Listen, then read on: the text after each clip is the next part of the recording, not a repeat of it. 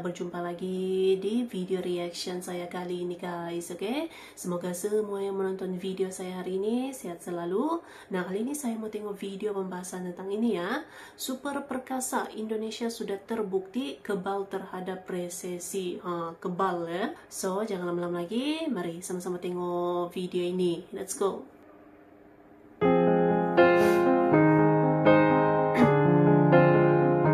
Dunia kocar-kacir, Bank Dunia justru sebut Indonesia perkasa tangkis resesi 2023. Bank Dunia menyebut resesi ekonomi global sudah di depan mata.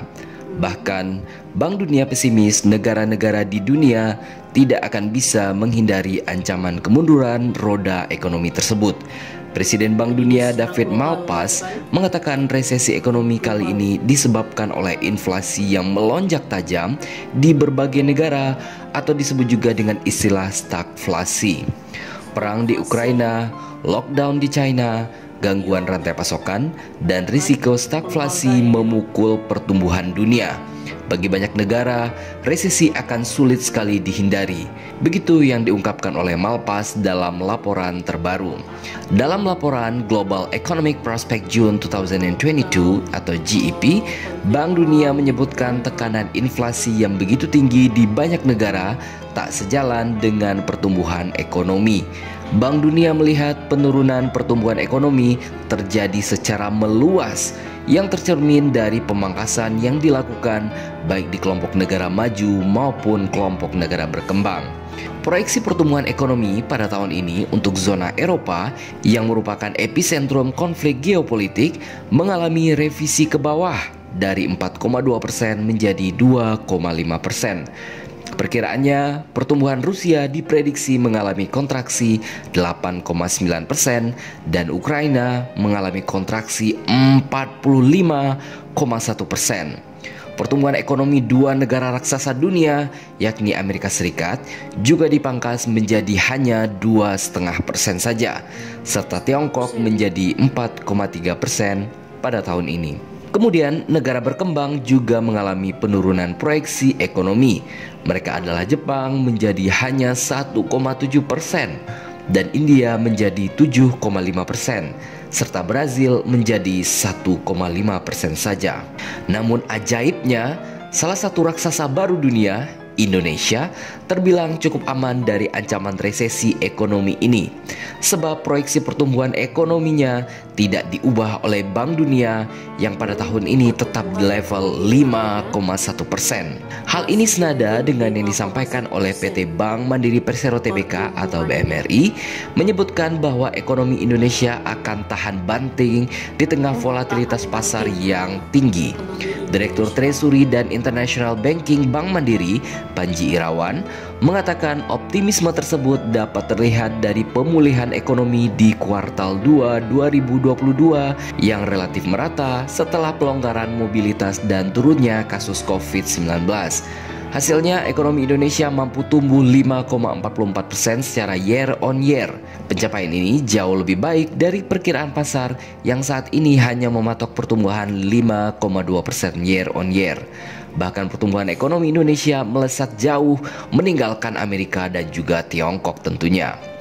Dengan kondisi tersebut, kami masih meyakini bahwa pertumbuhan ekonomi di kuartal 3 2022 ini akan lebih tinggi dibandingkan dengan pertumbuhan di kuartal sebelumnya. Begitu yang disampaikan oleh Panji Irawan dalam konferensi pers secara virtual pada Selasa 4 Oktober 2022. Menurutnya, pertumbuhan tersebut tentunya tidak terlepas dari penanganan pemerintah dalam mengendalikan pandemi COVID-19 dan akselerasi vaksinasi yang mampu melonggarkan mobilitas masyarakat. Jika tanpa pelonggaran mobilitas seperti kondisi pra-pandemi, sangat sulit kinerja perekonomian sepanjang semester 1 2022 dapat kita capai. Selain itu, penguatan ekonomi Indonesia juga terlihat dari pulihnya tingkat konsumsi masyarakat dan dibarengi dengan kinerja ekspor yang cemerlang. Tercatat selama periode Januari hingga Agustus 2022, neraca perdagangan mencatatkan surplus sebesar 34,9 miliar dolar Amerika Serikat. secara signifikan lebih tinggi dibandingkan periode yang sama di tahun 2021 yang hanya 20,7 miliar US dollar. Meskipun demikian, memasuki kuartal 3 2022, ekonomi Indonesia masih harus menghadapi tantangan yang cukup besar, yaitu gejolak ekonomi dan geopolitik dunia yang berdampak pada ekspektasi stagflasi kepada negara-negara maju. Ia menyebut kondisi tersebut membuat beberapa negara maju seperti Amerika Serikat mengeluarkan kebijakan yang kontradiktif dengan mendorong penguatan dolar Amerika Serikat terhadap nilai tukar negara di dunia. Namun yang menarik, pelemahan nilai tukar mata uang ini yang terdalam justru dihadapi oleh currency negara-negara maju jika dibandingkan dengan currency negara-negara berkembang termasuk Indonesia. Kemudian, meskipun inflasi di bulan September 2022 berada di level 1,17% secara month on month atau sebesar 5,95% secara year on year karena kenaikan harga energi. Namun, inflasi secara year to date atau YTD relatif rendah dibandingkan dengan negara lain, yakni hanya 8,84%.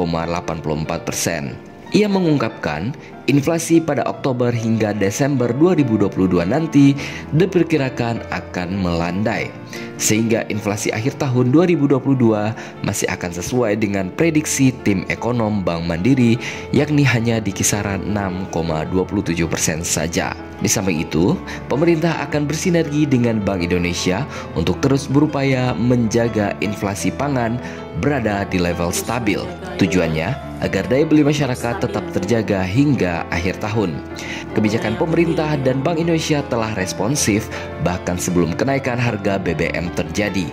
Pemerintah telah mengeluarkan berbagai subsidi dan bantuan untuk menopang pendapatan masyarakat. Di sisi lain, Bank Indonesia merespon kebijakan preemptif dengan menaikkan suku bunga acuan dengan total 75 basis poin dalam 2 bulan terakhir.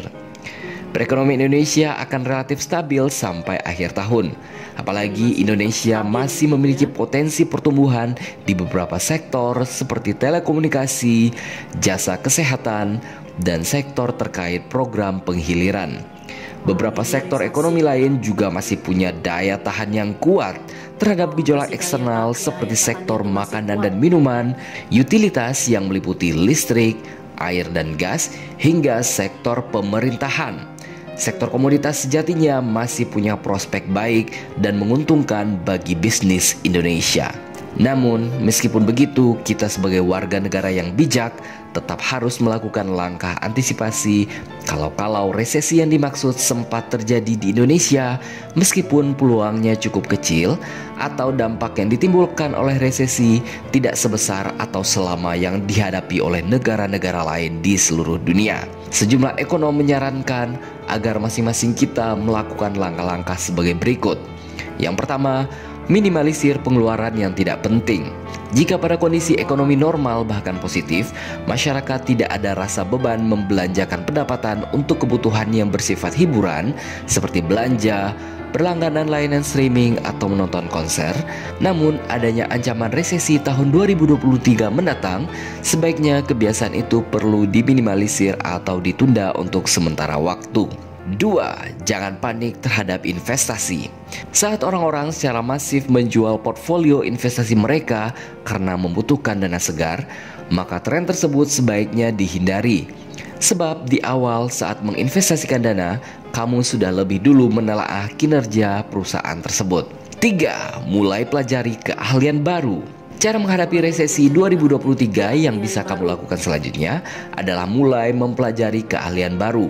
Mau tidak mau menghadapi resesi, kita semua harus terus mengembangkan diri. Pepatah bijak mengatakan semakin banyak kamu belajar, semakin banyak kamu menghasilkan. Keahlian baru juga memungkinkan kamu mendapatkan pekerjaan baru yang bisa jadi menghasilkan gaji yang lebih besar.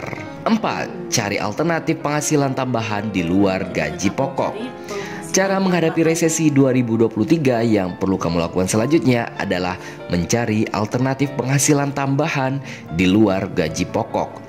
Masyarakat bisa memulainya dari memanfaatkan hobi untuk mulai berbisnis dan menghasilkan pemasukan tambahan. Masyarakat juga dapat mencoba berjualan online, mengingat semakin merajainya e-commerce akhir-akhir ini.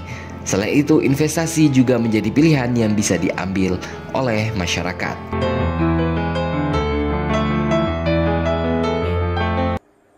Oke guys, jadi tadi ya videonya ini. Jadi itu ya, Indonesia memang kuat bertahan walaupun di tengah-tengah ini gitu kan. Sebelum ini apa tuh perang Ukraina, lepas tuh lockdown gitu kan, inflasi dan ada macam-macam lagi konflik global gitu kan. Tapi Indonesia tetap masih berada, pertumbuhan ekonominya tuh masih di atas 5% ya. Jadi memang kuat bertahan ini ekonomi Indonesia di tengah-tengah konflik yang mempengaruhi ekonomi global itu terbaik. So, terima kasih banyak sebab kamu sudah menonton video ini. Jangan lupa macam biasa untuk support channel saya dengan subscribe, like video ini, dan jangan lupa untuk komen juga, oke? Terima kasih banyak dan kita jumpa lagi di video seterusnya. Assalamualaikum.